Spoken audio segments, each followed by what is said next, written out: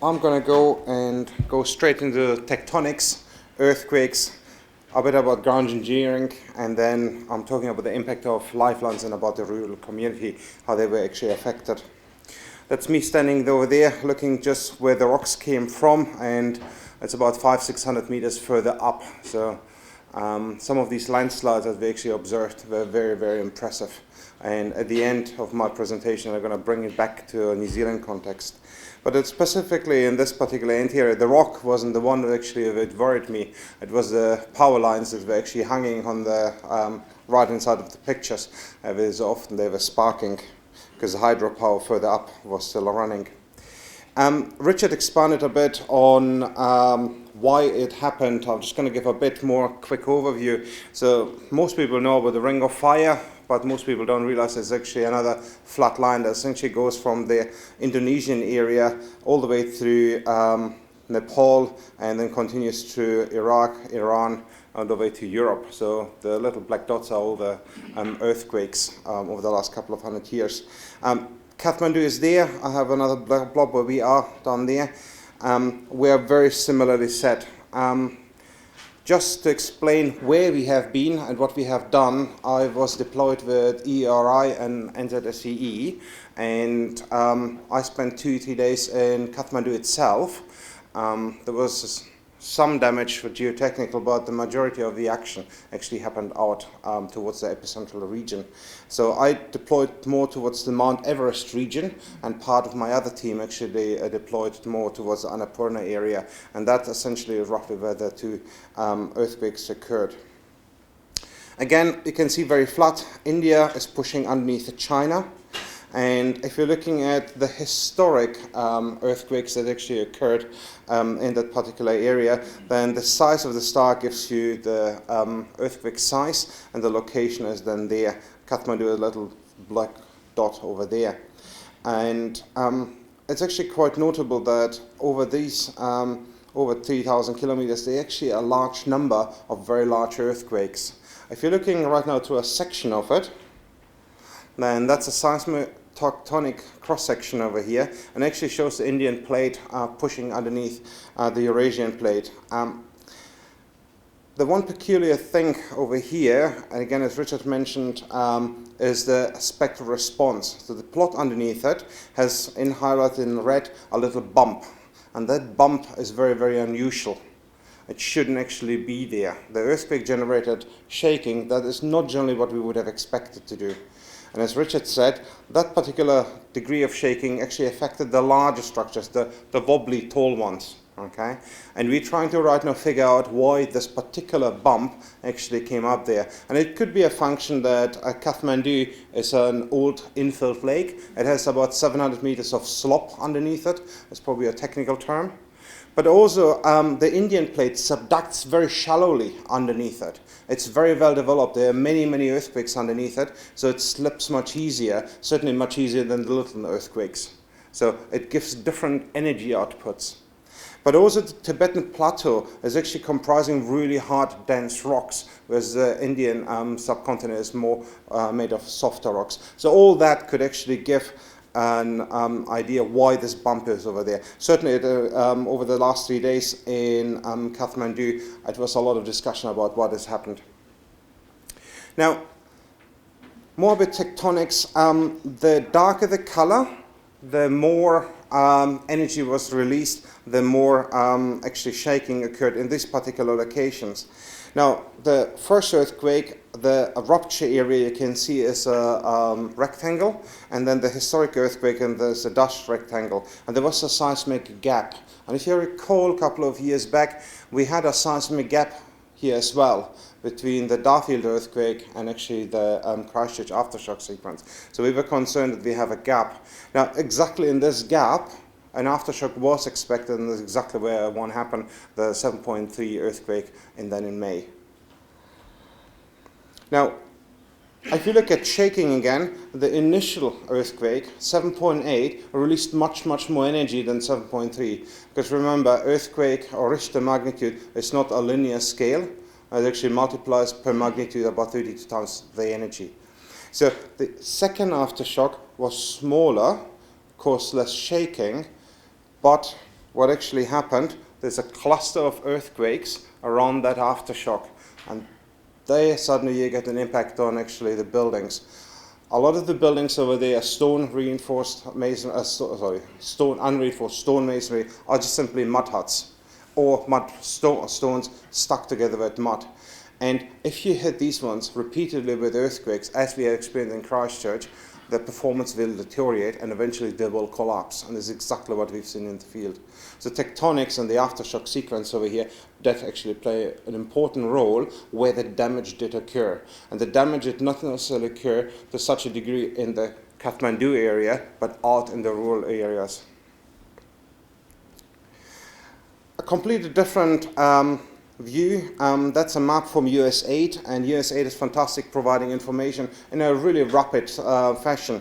So the darker the blue color, the more buildings were damaged. We're talking in here in the dark blue area about 60,000 public buildings.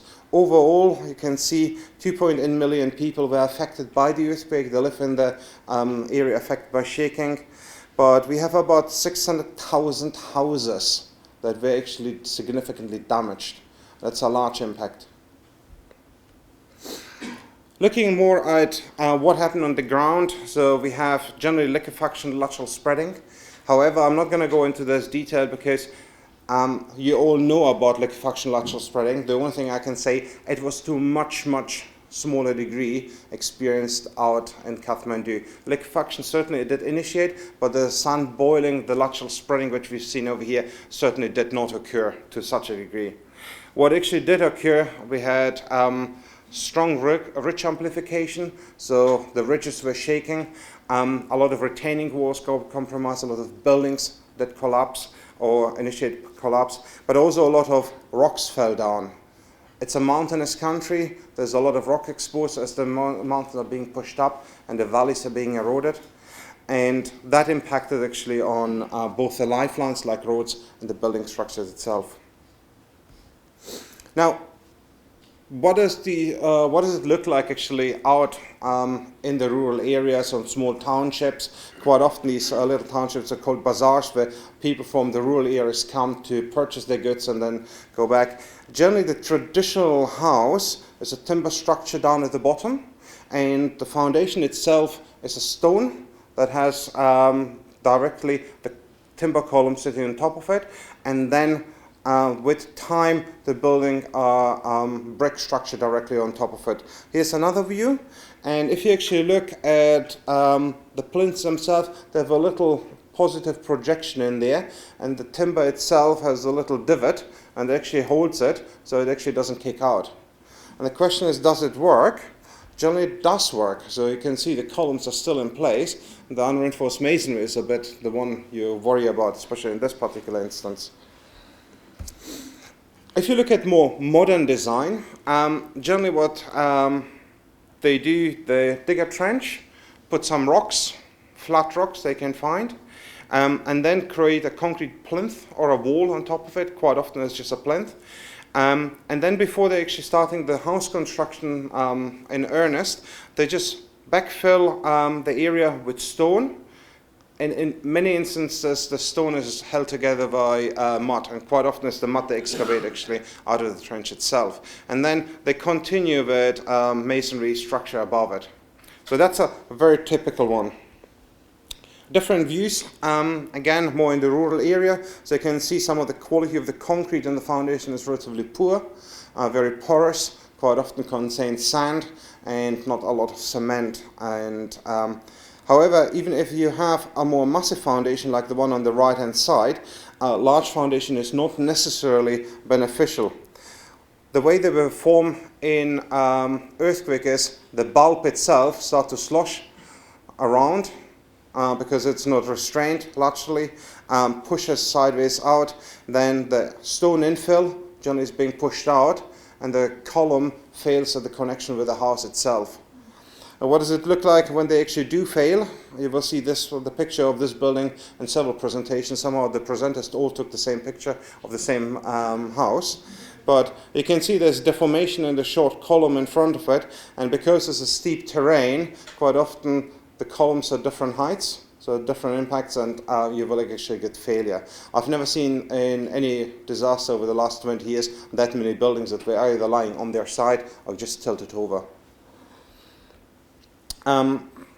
Typical examples, even well-reinforced structures at the top, well-built structures, if the foundation fails, generally you can't do much with the superstructure. One notable example of what I've seen more in the steeper rural areas when they constructed taller multi-story buildings. On the little cross-section they put foundations in, very similar to what I've shown a couple of slides ago. They put columns in there, and then as shown on the left-hand picture, they infill the walls, and then behind it poorly compact material, just essentially slop it in. When the earthquake comes, especially along ridge lines like in Urco over here, the seismic energy takes this soil wedge pushes then the entire wall out of stone mud and quiet columns simply out. That initiates failure, and on the left hand side in the picture you can see a 7-story structure that's essentially pancaked, but not vertically but sideways, and the debris trail was about 18 meters long. If you're looking more at geohazards, I've never seen that much in terms of rockfall, and pretty much any rural road you were driving somewhere, it was high elevations and many rockfalls. By the time we've been there about a month and a half after the earthquake, a month after the second aftershock, many of the rockfalls were moved away, broken up, or just shunted to the side, but you could still see many of them. I'm just going to do 2 examples because it probably would fill your afternoon and the early evening. Would actually tell you all about the landslide I've seen, but I've selected 2. So this one is north of Sindipal Chowk, which is an area in the epicentral region of the aftershock, not the main shock, just where the little star is. And we've been told by the municipal engineer that there is a landslide, and he was quite concerned, but there was a village that was buried, and they wanted to know where the village is going to be rebuilding, whether they're actually going to be rebuilding in a safe area. So he gave us directions, essentially on a piece of paper. Eventually we said, look, you need to come with us. And what turned out a 15 minutes drive was about an hour drive through really challenging terrain and roads. And this is the first view we had. And the landslide turned out to be more a traditional cliff collapse, as we have seen actually along Red Cliffs, Peacock, Scallops, Waterford. But the scale was much larger than I actually initially anticipated. So the scarp on top of it was about 300 meters long, and it was about 200 meters high. So these are pictures taken from Google Earth itself, just to give you an impression what it is. We didn't have a drone with us that particular day to be able to fly it, and I certainly wasn't going too close to the cliff edge myself. But the typical things we have seen, both in New Zealand and actually in Nepal, the top of the cliff, we have cracking, we had vertical offsets, we have then cracks that were subparallel to the cliff edge, continued for hundreds of meters, and we had also cuttings, fortunately where our roading contractor was clearing up, that continued vertically actually in the rock mass and soil mass itself. And then looking over the cliff edge, you can see the debris that actually has fallen down there. I estimate the debris to be in the order of 200,000 cubic meters, which is much more than actually has fallen and crashed it. And then again, that relates to the proximity of the epicentral region and actually the size of the cliff itself. And just to bring more the human aspect back in, while we were doing all the discussion and got all excited about what actually happened, the girl walked past with her hand in a plaster, so we asked her where she is with our interpreter, and turns out she's the only survivor of actually the village that is buried underneath the debris. Looking at a slightly different impact, not necessarily buildings, but lifelines. If you're in Nepal, the first thing that strikes you how hilly this place actually is. It doesn't make sense. You cannot imagine unless actually there. We're talking about kilometer deep valleys that in the bottom 400, 500 meters at 70 degrees steep. Very steep. Rapid push-up, rapid erosion. And what we're creating is just generally the access roads down at the bottom or at the very top. Now, if you have road towards the river, you will have invariably hundreds of meter high, very steep slopes on top of it. That's a picture over here, and in the little dash over there, you will see a truck where 3 people actually perished during the aftershocks. This road was relatively clean of debris during the aftershock. Along this stretch of the road, several dozen people actually died, and that's north of the town of Singati that was buried by a landslide. We were the second team that actually arrived there a month after the earthquake itself. So people were actually left on their own. There were villages where the gear team arrived and they were first actually to arrive in the village themselves. So it is a remote region of the world. Even to get from Kathmandu to this particular spot is 2 days travel with a 4-wheel drive. Now, I traveled on the True Left River. There was a bridge that was put in by the army for a training exercise before the earthquake, independently, just to travel up. And the question from Singati was, they knew there's a garrison further up towards the Chinese border, and they knew they were working themselves back through it because there was actually no access otherwise than coming back to this particular road. So we said, look, we're going to have a look how good or how bad actually the situation is. So we essentially parked the 4-wheel drive and then started to trek. I discovered a couple of things. I'm really, really slow at trekking. At 3,000 meters elevation, I'm running out of puff really quickly. And if the locals tell me it's 15 minutes, it's invariably 45 minutes. That's without the photo stops. Terrain is very, very steep. And what you actually find is that as you walk along and inspect the other riverside, and you're looking at all the damage, like in this particular instance, several hundred meters across the river, it's a large gabion wall, and I estimate there's about 400 tons of material sitting on top of this wall, which is a fully laden 747. This wall itself will be a problem because it's bulging out significantly. So even if you remove the surcharge, it's probably still not a safe place to be. But while you're looking at the other side, you get rockfall continuously coming on both sides of the valley. Especially on the damaged side, you have washing machine-sized boulders falling from hundreds of meters elevation continuously. And there is no aftershock. This is just business as usual. And I asked the locals if there's something special, and they said, no, since the earthquake, that's pretty much is happening. And the GET confirmed that. So having roads like this one, this is actually where they cut a new road in. You can see that along the road is power supplies. There are many villages that actually, or townships that didn't have power because the power lines are being taken quite often out. Now, these 2 slides are actually presented in Nepal at the end of our EARI mission to local and government representatives. And if I sum it up, then we had rocks. There are roads that were blocked over hundreds of meters at the length. 10,000 to 100,000 cubic meters of material blocking these roads. It will be taking a significant civil engineering effort to clear it. And if you're in Nepal, the typical type of machine they have, essentially a JCB, is a tractor with a backhoe. It's not necessarily the large earth-moving equipment that we actually have over here. It will be a long, ongoing maintenance issue and life safety issue, sending people into these areas. In many instances, not realistic to remediate these slopes. And if you actually look at this, it's not just the slope and the stuff above it, it's what supports the road as well that actually becomes a problem. Monsoon started right now. And as you probably know from a geotechnical perspective, if you take a damaged slope with a lot of cracks and now dump several hundred millimeters of water into it, the performance is not going to be great. So there is that impact as well.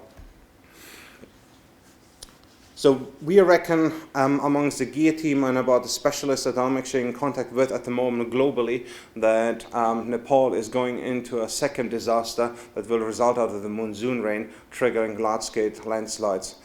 If you look at Airbus Defence Industries, their satellite imaging of some of the landslides, there are very many of those ones, and many have the potential to block rivers, which again then causes slippage. The landsliding will continue for decades. It's not going to finish in 1 or 2 seasons. And again, that's work that has been done in this university by researchers looking at our records in New Zealand, what actually happened after our alpine fault failures. And essentially, for 50 years after an alpine fault event, we have increased sedimentation. So material comes off these hillsides. And ridge amplifications coming back very quickly are a big effect because it's a hilly place and they're usually built on the ridges because the food production areas are directly below it. And the last thing over here, just bring it back up. If we have an alpine fault event, we have 4 possibilities to get there unless we sprout wings. And at least 3 of these ones have similar terrain to what I've actually seen in Nepal. Steep topography, material is ready to topple, and I don't reckon it will be safe for months to actually go and clear these ones. So there are some impacts that we certainly take away from the Nepal earthquake that are directly applicable to what we actually have done over here.